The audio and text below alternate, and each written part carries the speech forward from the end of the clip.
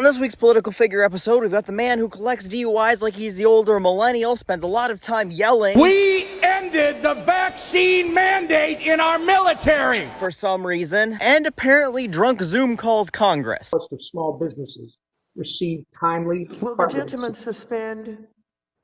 I'm sorry, Mr. Emmer? Yes, Are you okay? I am.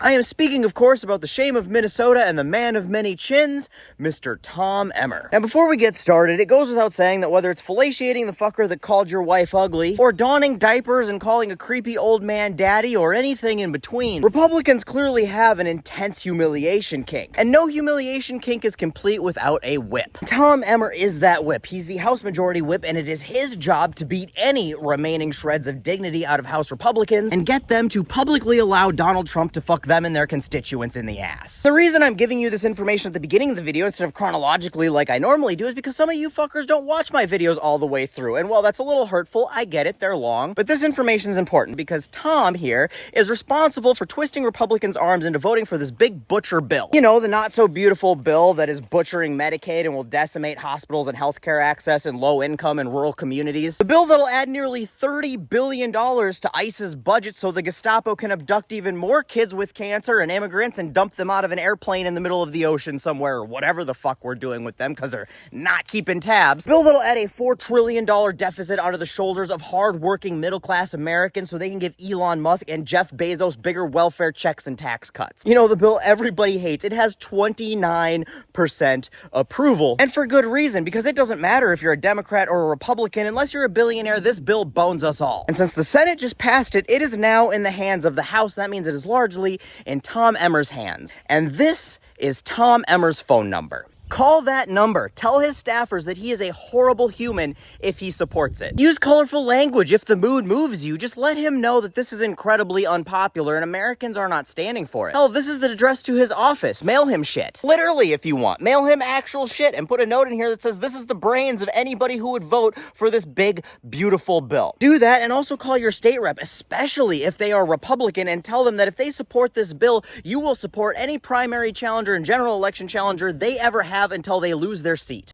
Tom Earl Emmer Jr., because, you know, of course he's got some deliverance-ass name, was born March 3rd, 1961, making him yet another boomer in Washington. He was born in the land of Studebaker, South Bend, Indiana, where we wish he would have stayed because Indiana already sucks and he probably would have been less noticeable there. But unfortunately, when Tom was a kid, his family decided to move him to Minnesota, and with a name like that, I assume they just hooked the truck to their house and drove up here. But since they moved to Edina, it would lead us to believe that he had a privileged upbringing. But then again, if you look at Washington, there's plenty of white trash with money out there. Tommy Boy then went and got his bachelor's in political science from the University of Fairbanks for some reason, and his Juris Doctor from the William Mitchell School of Law in St. Paul. He then went on to spend the rest of his entire miserable life ruining other people's lives in politics. He served on a couple different city councils until he ran for State House in 2004, and he served there until deciding to run for governor in 2010. And hey, if you needed another reason to boycott Target, all the way back in 2010, they donated like 150 grand to this fuckwad's campaign. Turns out they were trash even pre-Trump. Anyway, he lost the race for governor because, you know, he sucks, and then he went on to do the only thing more slimy than being a politician. He became a lobbyist. But even that wasn't slimy enough for him, so he also decided to co-host an AM conservative talk radio show. Gross. Then in 2014, Minnesota had a moment of universal euphoric joy as we found out we would be rid of Michelle Bachmann when she announced her surprise retirement. That moment was quickly crushed by Tom Emmer, who replaced her. Since he's been in Congress, I guess it's appropriate that his name is Earl because he's so white even his hair is the color of SPF 100. He's clearly trash, and like Earl from the show, he spent the majority of his life doing absolutely horrible shit to people for no reason. Unfortunately, though, for us, the fictional character in the show learned about karma, and the congressman, Earl, has not. Therefore, he continues to do horrible shit to people for no reason. Honestly, if you put a dartboard up of all the horrible stances that Republicans had and then just took a fistful of darts and shotgun blasted them at there, every single dart would hit one of Tom's stances. It goes without saying that he absolutely hates women. He's got an A+ rating from basically every anti-abortion organization out there, and if it's a vote that'll hurt women, he's gonna vote for it, and if it's a vote that'll help women, he's voting against it. But despite him trying to force more kids to be born and having 7 tortured kids of his own, he also hates children. He voted voted against banning BPA in children's products because he said it would be too expensive. I mean, yeah, kids are the future, but will somebody think of the shareholders? He hates the environment, he denies climate change, he's pro-oil and gas companies, he has failing grades from pretty much every conservation organization out there. He supports mining and critical habitats like Minnesota's boundary waters, and despite being kept clearly very fat and happy with socialist healthcare we pay for, he doesn't want the Americans paying for his healthcare to have healthcare, which is why he's doing his absolute best to gut Medicaid with this big butcher bill and has spent years trying to overturn Obamacare. Now, it should go without saying, because it's like basically a requirement to be a Republican is to hate poor people and the working class, but he takes it to a whole new level. Not only is he against raising the minimum wage, he has introduced bills to completely eliminate the minimum wage. Oh, and if you think that's bad, it gets worse, especially if you're one of those Crayola connoisseurs who bought the no tax on tips bullshit Trump sold you. Because Tommy here believes that employers that hire tipped workers should be allowed to deduct their workers' tips from the wages they pay them. Tommy believes that if you make $100 in tips for a day, your employer should be able to deduct $100 from your paycheck. And his argument for this is if you combine their wages and their tips, some of these wait staff can make over $100,000 a year, and the owners might not even be making that. How dare we have these lowly, disgusting peasants making a livable wage? Hey, Tommy, I know you've never had a real job in your entire life, and all you've ever been is a bootlicking lapdog for your corporate donors, but the workers are who make the money